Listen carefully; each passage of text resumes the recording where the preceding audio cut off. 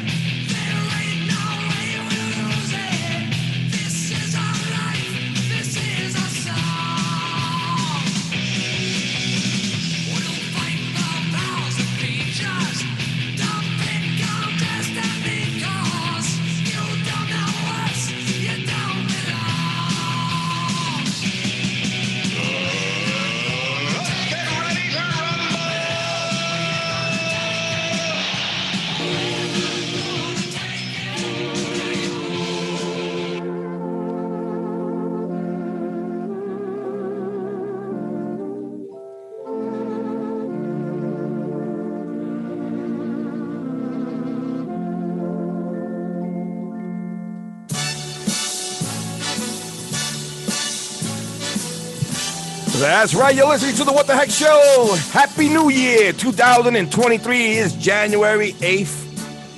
Here on Local 804. We have Jamie Holligan.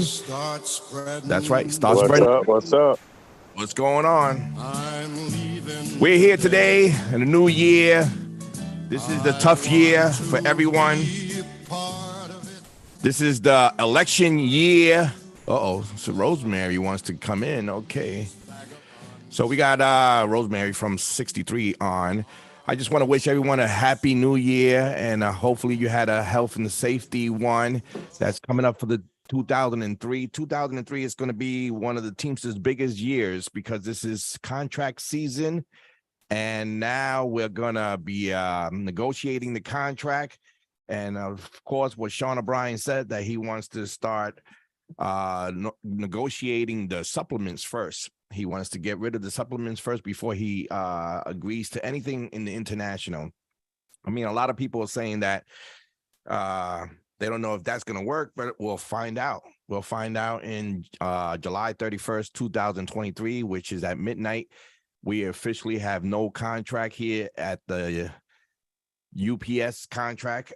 So we'll see what happens there. Like I was been telling you for the past couple of shows, that you should be starting to save up because it looks like it's going to be a strike. I think the company is already preparing themselves to strike because they're telling all management and personnel they cannot take vacation in August.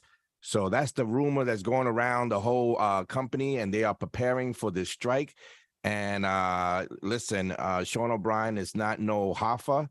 So if he's going to do what he's going to do, we're going to be backing him up as the international president. We are the Teamsters. We're going to let our names know, and we're going to let this company know that they can't mess with us. What's up, Rosie? What's going on over there in 63? Hi, how you doing? What's going on? There's a lot. There's a lot going on? Yeah, it's pretty crazy over here. Wow. I mean, they're changing the MRA. It's so stupid, dude. They raised a bunch of the part-timers up to $20, and then they're gonna lower them down to 19. That is crazy. So stupid. Yeah, they're gonna take away $1. So it's just enough to fucking hurt the ones that got the MRA, and then send the message to the ones that didn't get it that we're just gonna continue to fuck you. Yeah. So it's really stupid.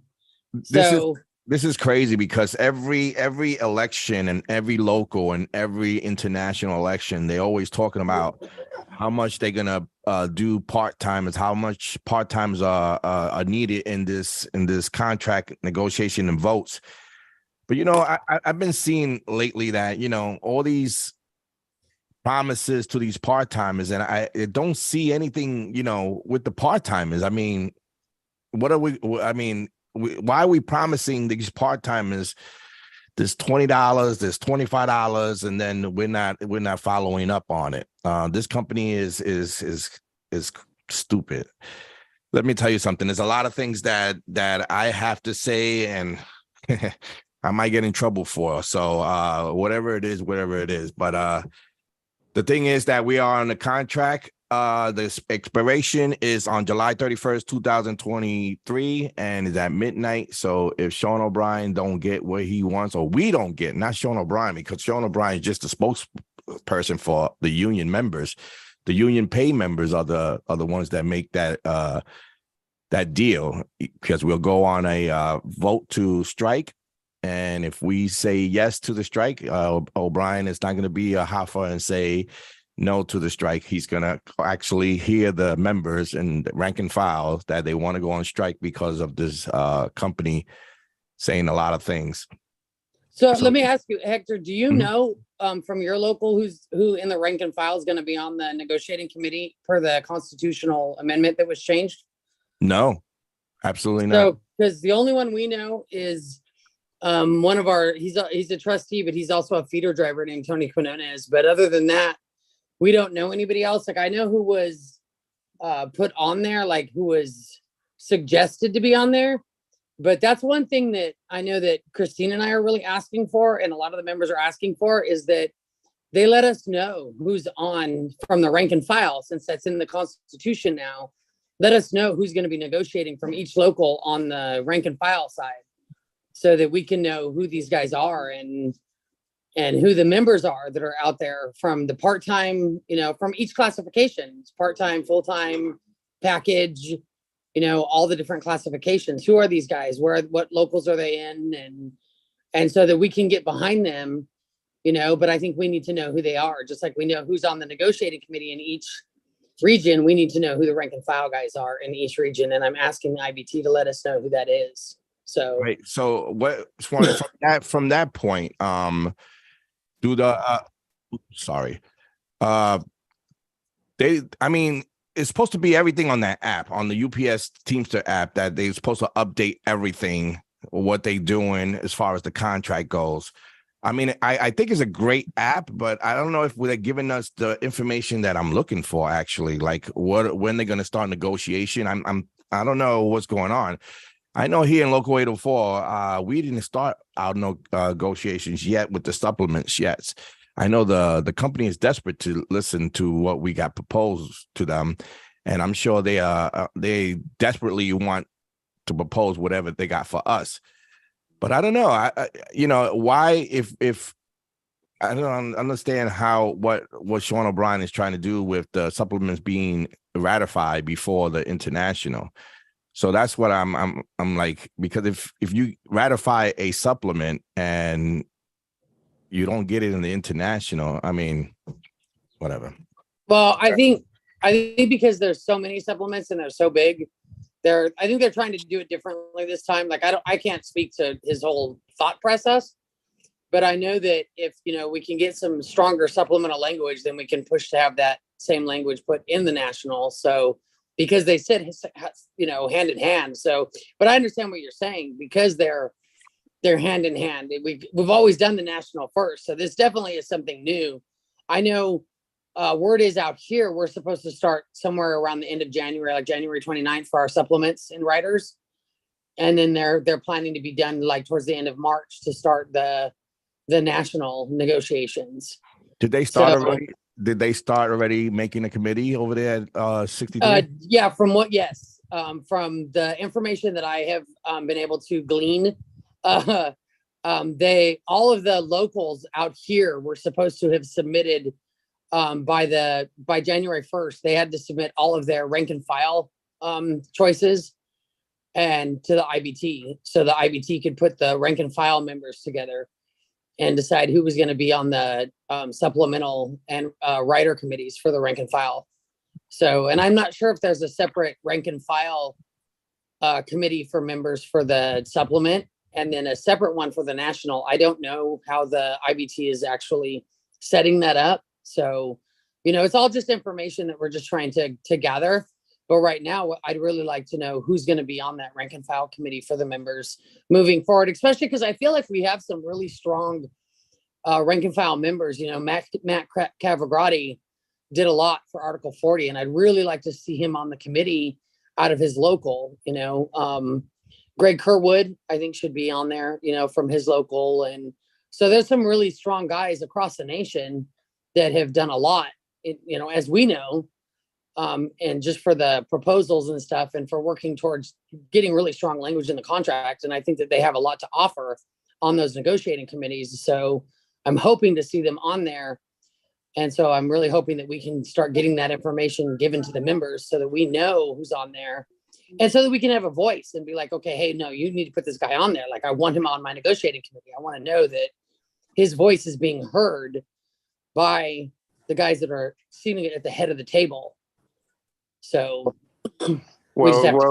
Hector, this is Jamie Rosie. I think being that the supplements are going first, in my opinion, I think it's going to be a lot of wasted energy. The reason being is when you do the national, you might add something or you might delete something out of the national, whereas the local wouldn't need to negotiate, or they might need to negotiate. So now, when you're doing the supplements first and you finalize everything, what happens if, like Hector said, you don't get something on the national or something gets deleted from the national? So you just wasted a whole lot of energy on something that wasn't even needed. So it's like on the supplements, you can agree to something, but you should get an extension to whereas once the national is done, maybe you can go back and renegotiate something. I don't know. It just seems weird to me, but like I said, it is what it is. It seems weird to you, Jamie, because it haven't been done like that in a while. Right. It's been done like the Hoffa way, which is that he waited. He ratified the international first because that's the deal he made. That's his big deal, and he wants to change it up now. Now, Sean O'Brien wants to make the supplements go, because remember, back then, the 2/3 rule was in effect. Right. And the 2/3 rule was that, whoever was left on negotiating their supplements, Hoffa used to just put it down their throat and it's over with. It was like, here, you're forced with this shit. And I think 623 was one of those locals that got shoved down their throat with that supplement not being ratified in time. So I think now with Sean O'Brien doing, guy, you got to mute yourself. Mute him. I don't know who that is. iPhone.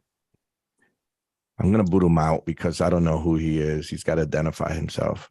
Well, let's say this, Hector. Let's say, for instance, if you negotiate something within your local and then the national overrides that by putting those wordings in, like the national language overrides whatever.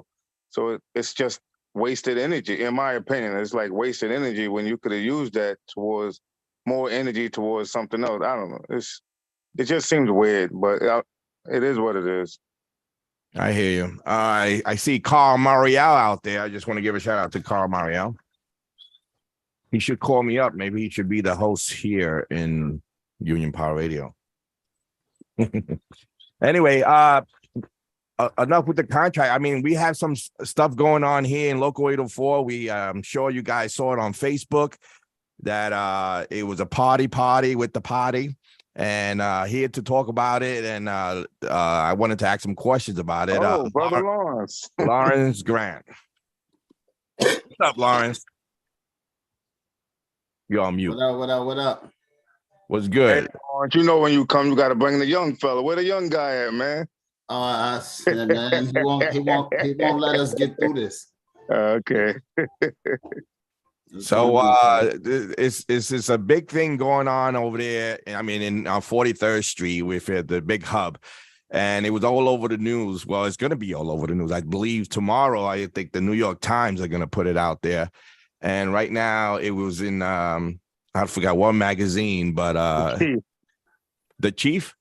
That was in the Chief, the one I saw it in. Yeah. So they, this company goes about saying not in our house, not in our house. They put these flyers all over the buildings, not in our house. We don't accept this. We don't accept that. We don't tolerate sexual harassment. We don't tolerate alcohol. We don't tolerate anything in there. And they have these big things called, these big signs that says not in our house. So what happened was the management team was in your house, and they decided to do what they did in 43rd Street. And I think Lawrence, you can talk about it. What went down there? I mean, I thought you wanted to ask me some questions. I don't know. They had from what I understand and what was going on, they had the boom boom room going on. A boom boom room. Yeah, they had that's what I like to call it. It's called the boom boom room. I mean, they had a bunch of supervisors, managers, like 4 or 5 full-time, about a dozen or so of part-time supervisors. They had a room. There's the office, where their supervisor's office, where they do they discipline at, and they had a nice size boom box, bringing alcohol into the building, inviting people up there. But it was all supervisors. Let me just put that out there. As of right now, I haven't sat on anything that had to do with hourlies being involved in this. So that's awesome.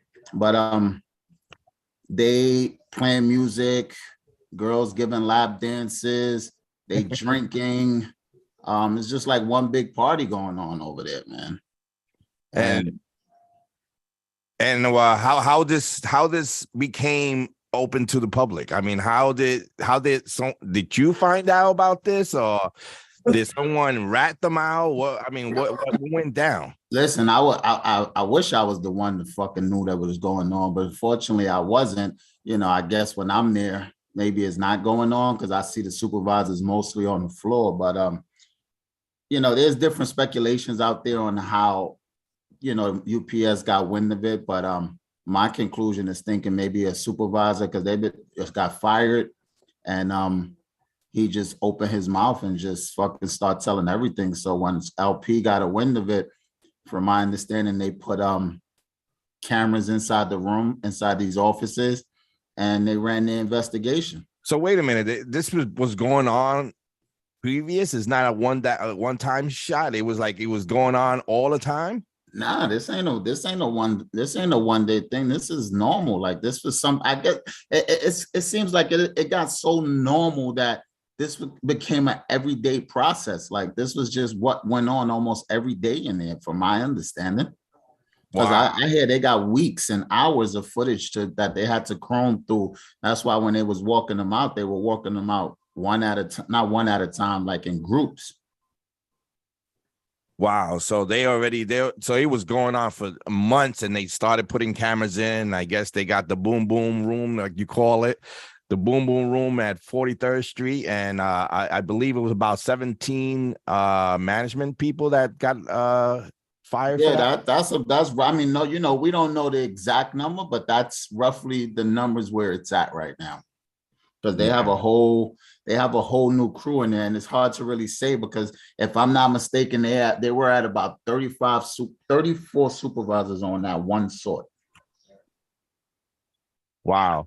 And the only thing that was missing was a stripper pole. That's it. That's all they needed. That's what Vinny said on the interview. The only thing missing was the stripper pole. But anyway, I just want to give you guys a heads up on the 43rd Street, the strippy joint, whatever, the boom boom room up there, that a lot of people are watching on Facebook and seeing what the hell is going on. But this is part of management. This is no hourly members, no members that were on that party.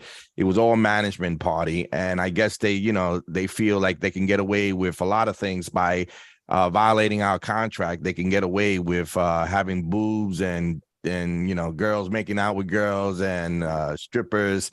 at their own facility. And it's crazy that they say not in our house. And, you know, when they use that Happening in word, their house.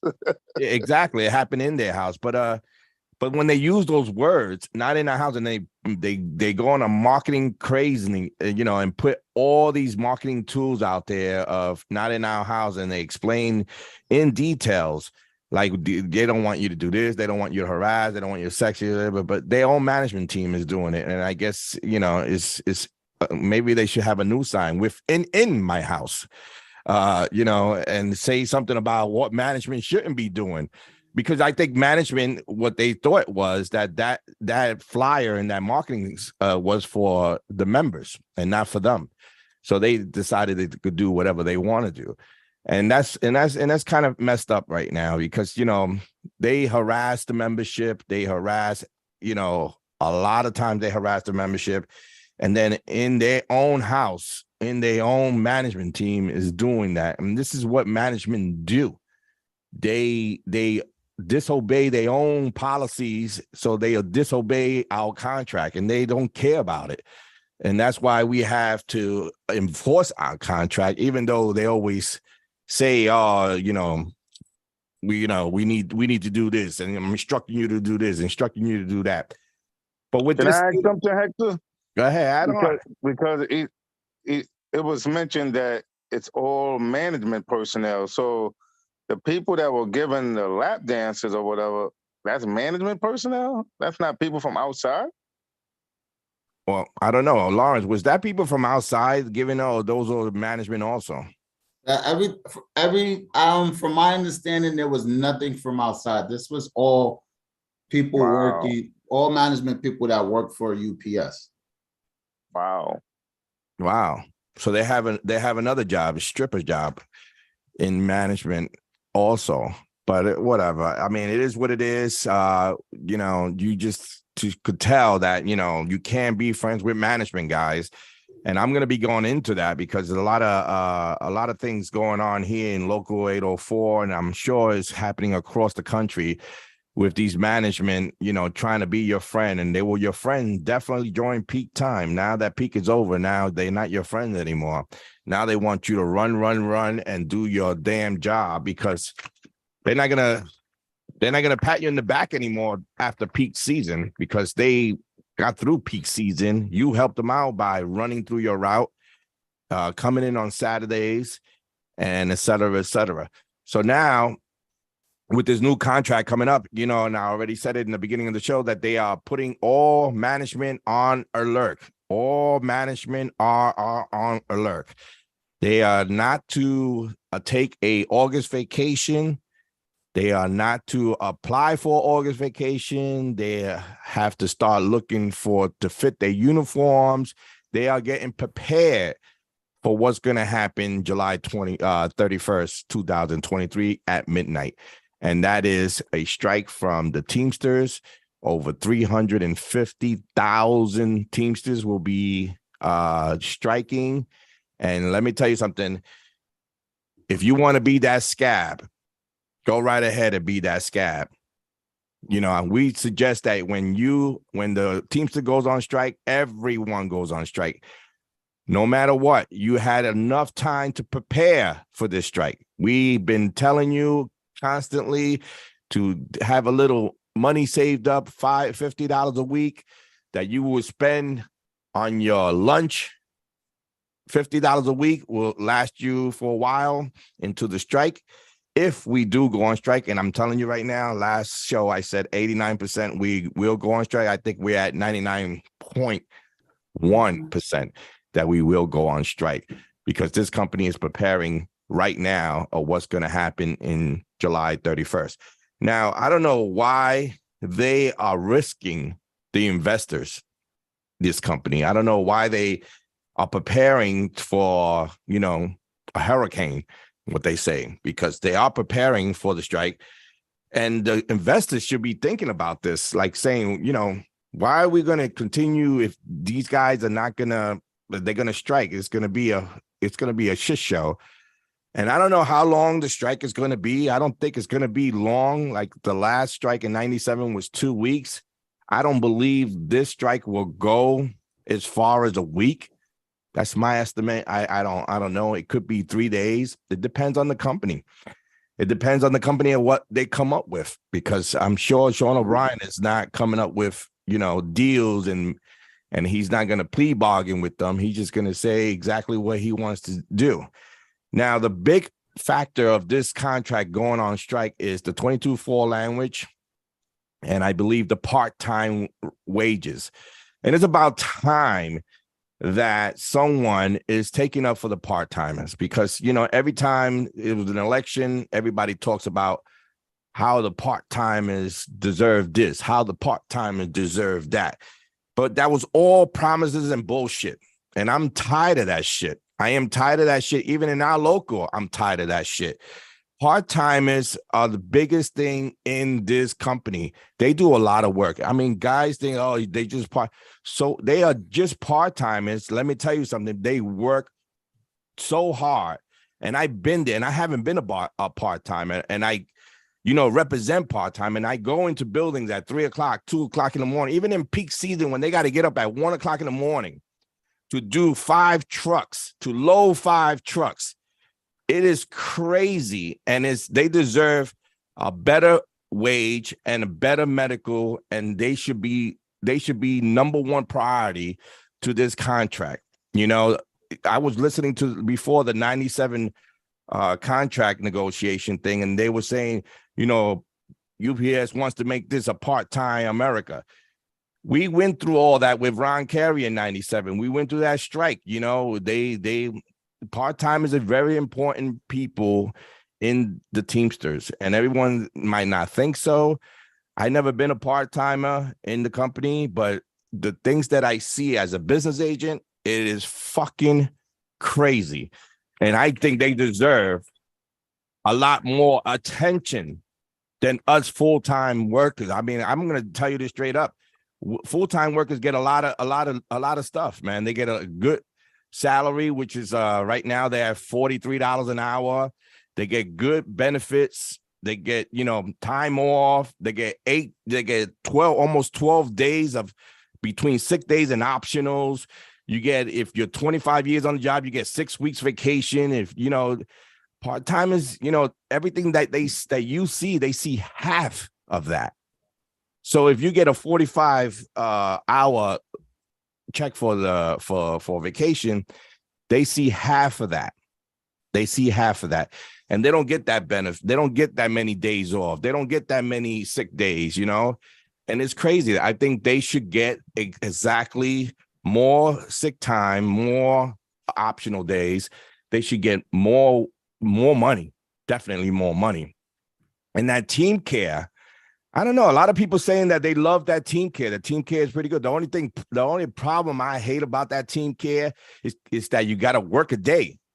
Is that the way it is, Lawrence Grant, Rosie? For part-timers, we're on the weekly punch. On the weekly punch, right? So Yeah. if you don't work at all, your medical is dead.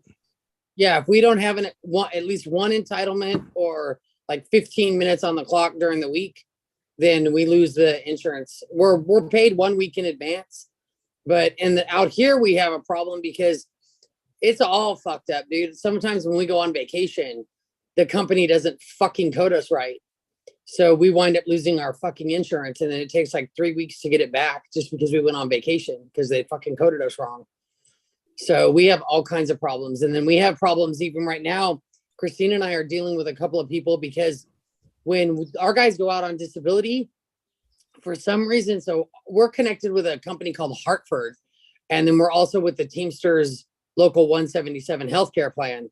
And the Hartford, instead of the Hartford coding these people for disability, for some cock-a-fucking-mamie reason, when everybody goes out, whether you go out on FMLA or disability, for the first 12 weeks, they code everybody FMLA.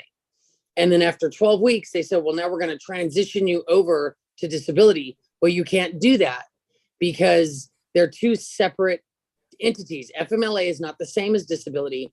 Everybody goes out with, once they transition us over to disability, then what happens is you actually lose your insurance because the week prior, you don't have any compensable time. because you didn't work. So at the 12th week, everybody that's out on disability winds up losing their insurance. And Wow. this is becoming a huge problem out here for hundreds of members. And I put in a proposal, but that's with the actual healthcare board. So it's separate. So Christina and I are trying we have to contact the board. We've got to figure out how to change this with the board and get the board to work with the Hartford to stop this. And we want to change our compensable time to a punch every 2 weeks to end the vacation bullshit, to end all this other crap, because we can't do this one punch a week shit anymore. We need the 14 days because it's screwing too many people up. We used to have 30. If you ask me, I think that should go. If you ask me, I think they should go. It should be just like, full timers. What makes part timers any different from full timers? Full timers is on one punch a month. I just feel like Really? anything that a full timer is entitled to should be the same as a part timer. That's along with the sick days, POHs, all that should be the exact same thing. So part timers should be on the one punch a month as well. So out here, before 2013, everybody, part timers and full timers, were on the one punch a month. And then when we went from UPS Healthcare into the Union Healthcare, they moved all of us, full timers and part timers, to the weekly punch. So we're all on the weekly punch now. And that's why they told us a long time ago, they can't afford the monthly punch anymore. And that's why we're just asking for a 2-week fucking punch so that we quit losing our insurance. Matthew just said that part-time needs to put into our pension and medical. So it's when a part-time is working, do they put into the pension at all?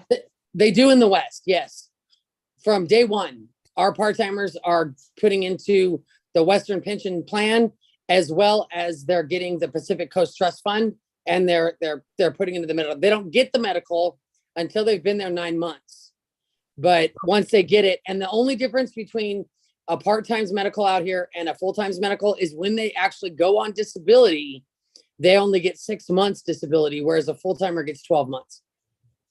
So what is their pension? Is half of what a full-time makes? Or how does that work out? It depends. So they're only required to put in half the hours. So we have to do like 20/80 as a full-timer. They have to do 10/40, but a part-timer can put in a full-time hour pension. So we have part-timers that actually do work full-time hours because they might be a backup shifter or they just work, like ASORT and Twilight. And so in a year, if that part-timer puts in 20/80, they can have a full-time contribution that year as a part-time employee. Can I say something, Hector? Go ahead. Rosemary just mentioned as a full-timer, you have to put in 20/80 hours, 2,080 hours. I want to see if anyone from Local 804 is listening.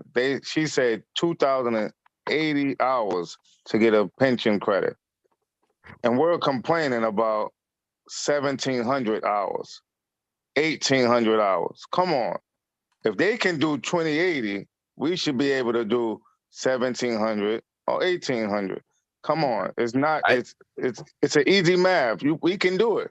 Right. They can do it. We can do it. Just So my opinion. effective January 1st of this year, our contribution to the pension now, instead of 1,600 hours, you got to do 1,700 hours. I think that was with the pension increase. The only problem that I have with the pension increase is that I just, I'm on the executive board, and that pension increase is only for the full-time employees. Lawrence, why that pension increase is not going towards the part-timers also? Because the part-timers pension isn't controlled by the local. Bro. The part-time pension, that's why. We don't negotiate, the pension increases for the part-timers, and it's the same with their health and welfare. I mean, it would be great for them to be able to move the part-timers over with us, that'd be awesome, man. That actually will fucking help us 1,000%, but I could never see UPS ever giving that up. Right. Rosie, someone asks, does the overtime go into that 20-80 hours over there in 63? It's really weird, but no, like they just count your like regular, like once you're at 2080, you can't add anymore. Like you're done for the year. So you can't, once you've maxed out at 2080. But that's a part-timer has to come up to 2080, correct? No, Yes. A part-timer can go Wow. up to 2080. But That's once you hit 2080, like most feeder drivers and package car drivers and like the shifters, they're usually at 2080 by September or October. And all the rest of their hours, they're no longer contributing into the pension, which is kind of bullshit. And we've been wanting them to change that language so that they can continue adding. But you're maxed out at 2080. So whatever you're working the rest of the year, you're not putting that money into the pension because you're maxed out at 2080. But even at, over here in Local 804, 1,600 hours on a full-time hourly, they make it about in 10 months. You're talking about 2,080 on a part-time. That's like way. How can they do two? I mean, unless Exactly. they're working, the only way they can do that is if they're working full-time hours. Yes, no, we have a lot of part-timers out here. One you have to consider at my hub, we are the largest hub west of the Mississippi. So we have a huge hub in Ontario. So we not only have we have a full ground hub, we have a hub called our air cargo, and then we have the Waka Air Hub. So these guys are getting hours like on the ground side, they can work ASORT and Twilight and they'll get like 12 hours a day. Or they can work on the Waka side and they can do like the intra to sunrise and they can get 8 to 10 hours a day. And then we have a lot of we have shifters or what some people would call hostlers. And those are the ones like that Christine does. She's a mule shifter. And what she does is she moves trailers around in the yard. And out here and I know in most UPSs, it's actually done by the feeder drivers. Mm-hmm. Out here, that's a whole separate job. So we actually have full-time shifters that's your permanent job. And then we have our 22-3s that are backup shifters.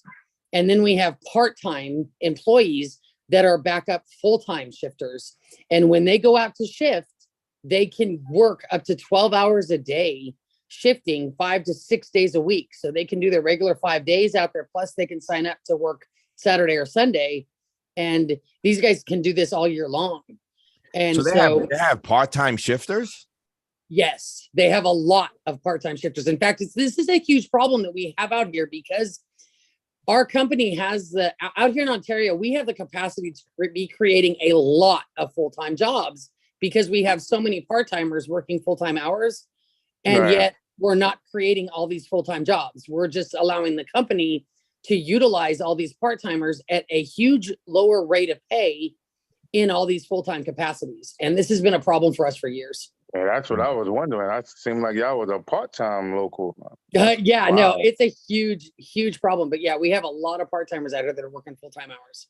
But I don't think Lawrence and them heard you when you mentioned that for the part-timers to get a pension credit, it was like 1,400 plus hours. But you said if they were up to the part-timers, all the part-timers have to do is 1040. and 1040. Okay. Yeah, Oh, okay. and that's half of the full-timers, but a part-timer can do 2080 and get a full full-time. contribution. Yeah. Okay. That's And what they'll I get was, a full contribution. yeah, I don't think they they heard that first no. number. That's why. You didn't either. No, I heard. And so, I yeah, heard our it. pension, I think we are the only pension in the nation that has part-timers contributing from day one. And that's really something that has allowed our pension to be, I think, as green and as solid as it is. I think we're like 98.5% vested right now. Wow, And that's it crazy. is really a very strong pension, but a lot of that has to do with the part-timers. Because if you think about the part-timer turnover rate, we have, part-timers that come in during peak, they're contributing to the pension. We have part-timers that come in and 2 years later they go supervisor or they quit. All those part-timers have been contributing to our pension, which is absolutely fantastic for the members and for the pension, as a whole.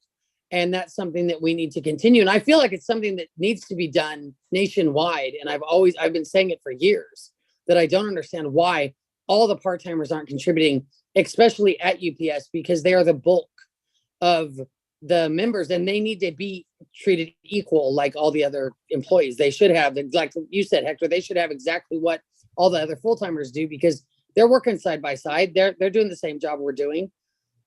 I totally agree. And this is what I'm going to give a message to all you guys that are thinking of running in for office and using your thing. We got to take care of our part-time. You know what? Take care of your part-timers. All you locals out there that runs on an election of how they want to take care of their part-timers, and then when they get elected in, they neglect the part-timers. Take care of your part-timers. Make them better.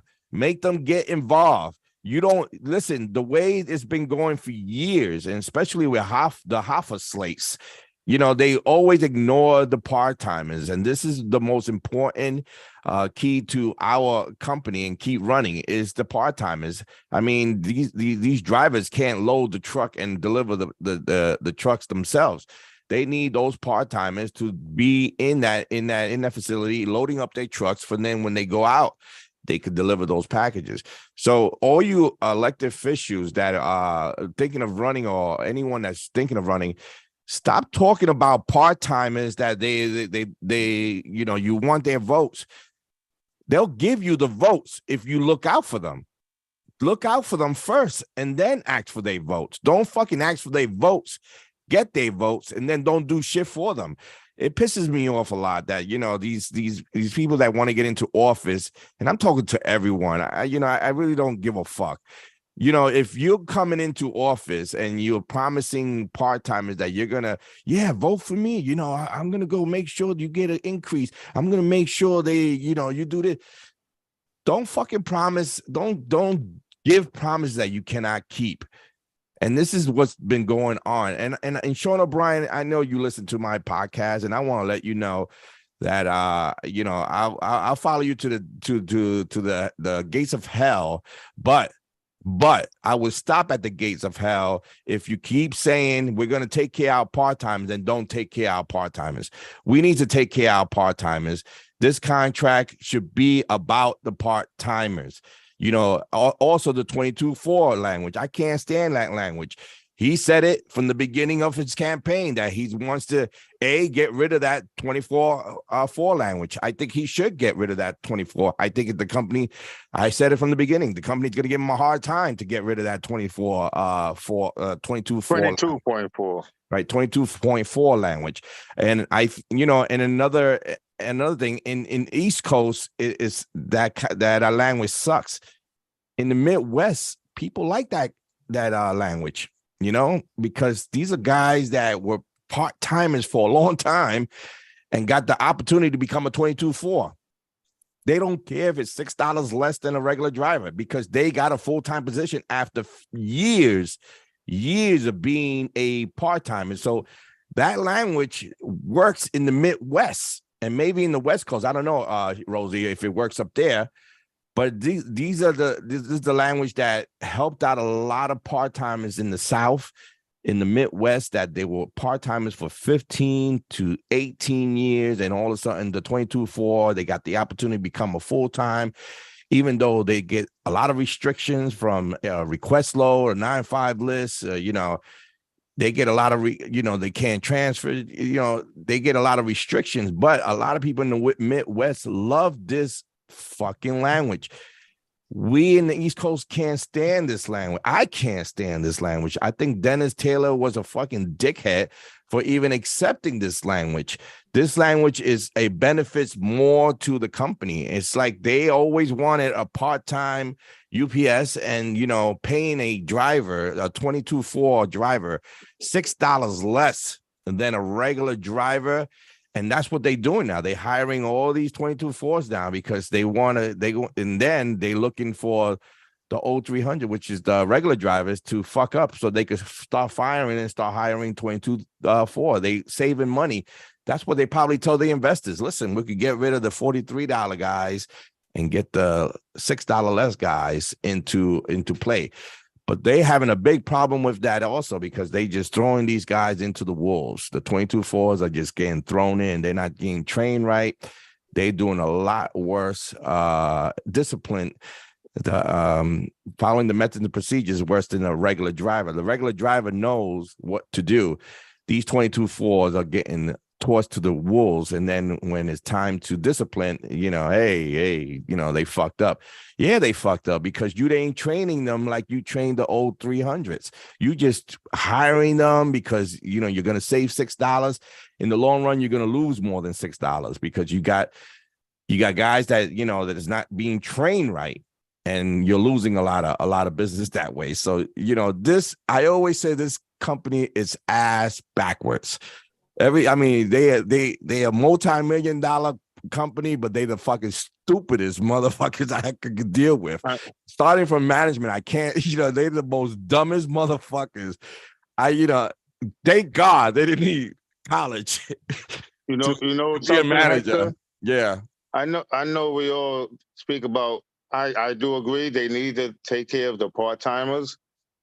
But the part-timers also need to take care of the union, meaning get involved, stop letting supervisors do their work, stop asking supervisors to help them when you have other members that can help you, stop going home early and letting the supervisors do the work, come to work. I mean, come on. They need to step up too, though. I get that, Jamie, but you know what? They're going to step up when they see that the union got their back. I disagree with that, because we've been showing them that we have their back for the longest. Forget about the pay. We've been trying to show them that we've had their back. They're actually fighting the union, the stewards, when they want to come in and work 10 minutes and go home. And then the supervisors do the work. They want to ask the supervisors to help them when they can get another union member to help them. And then they get mad at you because you're writing a grievance on a supervisor working. Oh, I need him to help me, or I need her to help me. Come on. They got to step up too. That's just my opinion. Lawrence, what do you think about that, Lawrence? I do. Listen, I agree with you 100% in that aspect. Sorry, I was a little busy, but I was listening. I agree 100%. But see, and this is, I guess we have to take some of the blame for this as well. But then again, there's really no blame to really take. But because no matter what we do, and no matter how much we talk to these newer guys, and no matter how much we try to tell them, that management is not their friend, it's not until they sitting in the hot seat and that same supervisor that they were cool with and friends with are looking to take their job is when they open their eyes. Because as I walk these buildings and I talk to these guys, and it's sad to say, I watch some of these guys, they go out with supervisors, they get drunk with supervisors, and they really think that they're friend. And it's not until something happens to where it's too late when they realizing it. So yeah, I mean, I never forget the time we first took office. And yes, we walked into your building, Mr. Jamie Halligan, and we walked on the belt, and me and Dave were questioning the supervisors about why they're working and they shouldn't be working, and the fucking members are attacking us. Talking about, oh, he's helping us. Why are you bothering him for? I'm like, wait, what? Like, where they shit at? Like, it's unbelievable. But this is the mindset of them, and one of the biggest issues, and a lot of it is, and UPS knows what they're doing. UPS is always thinking 10 steps ahead of you, because then they're looking at it like we promote these fucking guys from right in the building where they are and put them to work with the same motherfuckers that they're working with. Mm-hmm. And that they feel like those guys would be able to relate to them because they done worked with them, they done grew a bond with them, they have a relationship with them. Mm-hmm. So, but because UPS, it's all done by design. UPS ain't, this isn't something that just happened. Trust me, they thought about that, because companies I worked for before UPS, you know, before I became a Teamster, when I got promoted, I never stayed in the same place where I got promoted. You want to get promoted to into supervision, they move my ass to another building and put me with people I never worked with. You're right. Even the full-time supervisors, they're promoting and leaving them in their same center. Yeah. When they become from a driver to a full-time on-call supervisor, they're leaving them right in their same center. Yeah, it's done by design. It's Right. done by design, and these young kids, they don't listen to us, man. They, you know, as much as we talk to them, and they, yeah, but trust me, as soon as they walk away from you, they went right to that supervisor. Oh, you know, Lawrence said that I shouldn't hang out with you, and I shouldn't this. But you know, they think that matters to me because everybody know. I tell all of them, I don't give a fuck about a management person. I hate all them motherfuckers. So you can tell them what you want. Yeah, That's how I- unfortunately, the part-timers are they're sometimes they're their own worst enemy because it's exactly what you said. The reason why they leave the soups there is because you're already their friend, and I don't want to grieve my friend. I don't want to, you know, I don't mind if my friend helps me out. I don't mind if if my friend said I can go home because, you know, I need to stop and buy the beer before he gets off so we can go hang out. Yeah, they are sometimes their own worst enemy, and all we can do is continue to educate them and continue to guide them, you know, and it's, you know, and it's hard too, because there's that turnover rate, you know, there's been a lot of them that Christine and I have mentored over the years, and they either quit or they become supervisors. And it's like, fuck, dude, like, man, you know, you had the potential of being something really strong within the union, and now you're a suit, dude. Like, I can't help you anymore, dude. Like, there's nothing I can do for you, you know? So you just got to keep going on with the ones that you have and the ones that are there and the ones that are willing to put in the time and the effort, you know. But yeah, but these, I mean, the current part-timers that are there, the ones that want the change, like you're saying, Hector, the ones that really want to fight, they need to get on board with this, and they need to get on board now because it's January, dude. The contract expires in July. You know, they need to get their t-shirts. They need to start talking amongst themselves. They need to start planning days of action. They need to start sending their own messages back to Sean and Fred and to the company. And they need to start planning stuff inside their own barns where they're having days where they're shouting out, you know, stuff that, you know, part-timers, you know, they need to start shouting out the part-timers matter, and that people over packages, and they're just hollering it all day long in the barns because the company needs to hear that we're coming and we're not fucking gonna take this shit anymore. And we're done. The only problem with that is that the company always looks at when elections happen here in the internationals every 3 years, every 5 years, when an international president is being elected and the whole United States get to vote for this international president. And when the company knows that you have 1.4 million members and only 300,000 vote, the company takes note of that. They see that the members are not so into it, so they are gonna walk all over that. And that's the problem is here now in the international, in the Teamsters, that, you know, I don't know. Do we have even organizers out there to organize these Teamsters to get a bigger voting? I mean, I heard there's Sean O'Brien put some organizers out there.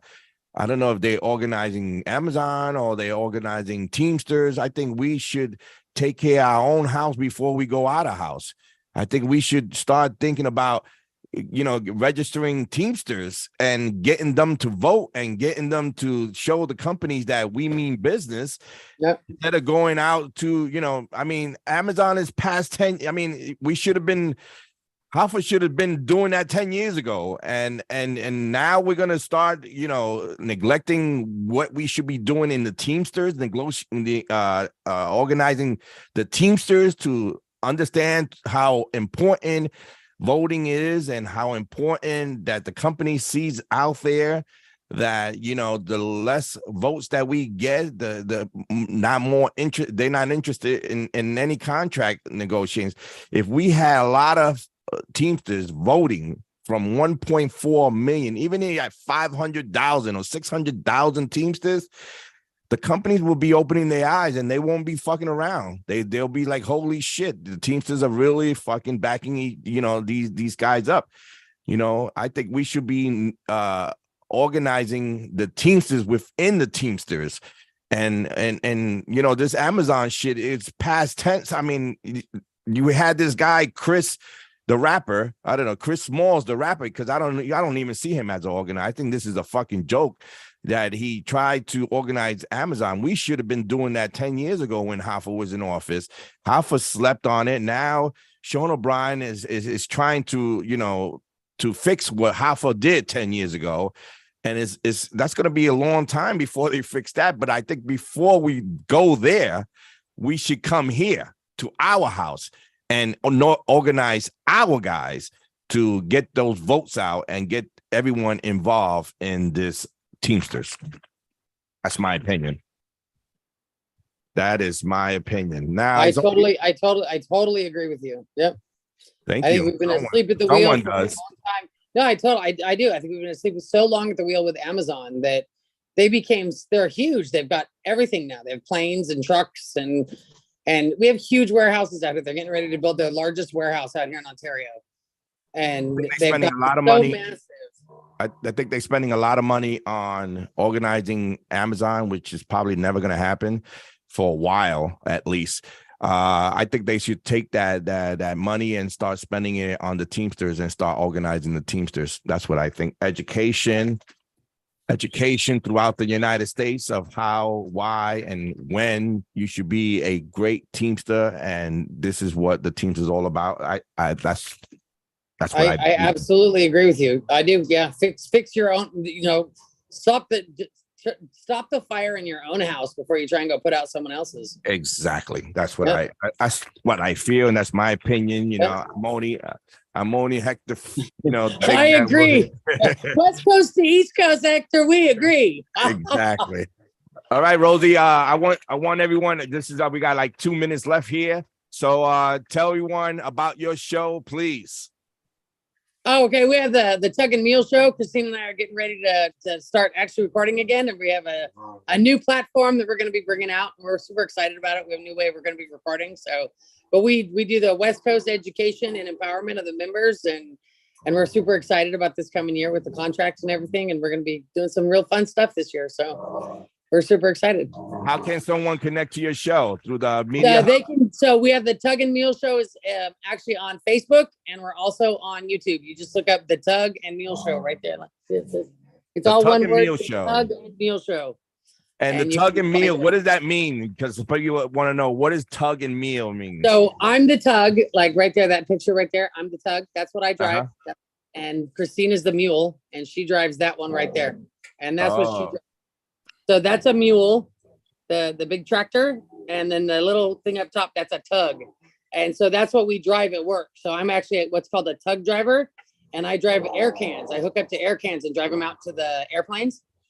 And she drives the mule, and she hooks up to the trailers, and she shifts around trailers in the yard. And so that's why I'm the tug and she's the mule. And those are actually the names of our jobs at work. She's a mule shifter and I'm a tug driver. Wow. So you can see their show on YouTube. They also, after they record their show, they goes into the media hub where everyone that's all the media outlets for all these educational shows, like myself. I'm not going to mention everybody else, but you know why, Rosie? Because I'm the type of guy that, you know, if you're going to be straight up to my face, be straight up to my face. If you're going to be fake, I don't deal with fake people. So I'm going to just say it like that. I hate fake people. I don't like messing with fake people. If you're going to be real to me, and I'll be real to you. With that said, you know, that's how management are. Management are fake people. I don't deal with fake people.